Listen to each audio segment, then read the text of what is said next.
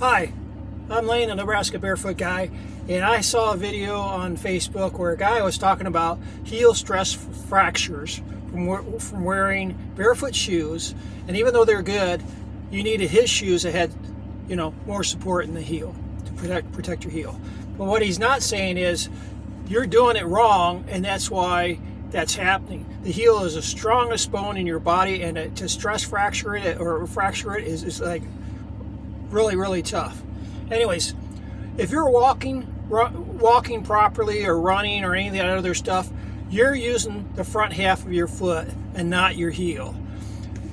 Your calf is your shock absorber.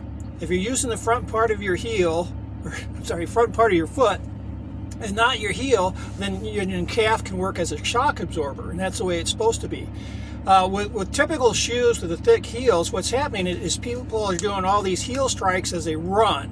So they're counting on the shoe to do the job and not their calves. So when you transition to going full-time barefoot or full-time barefoot shoes, it takes a little while to build up your calf muscles, because try running on cement barefoot.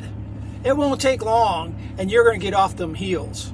So it's a learning process on how to walk and play sports and do all this stuff differently. So you're using the front half of your foot versus your back.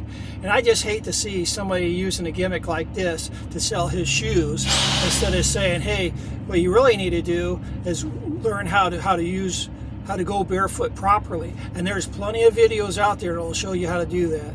Anyways, kind of ticked off at that myself, but the gimmick. But anyways, I'm Lane, a Nebraska Barefoot guy. My 2 cents on that. And by the way, I'm not a doctor. This is just my opinion. Anyways, bye.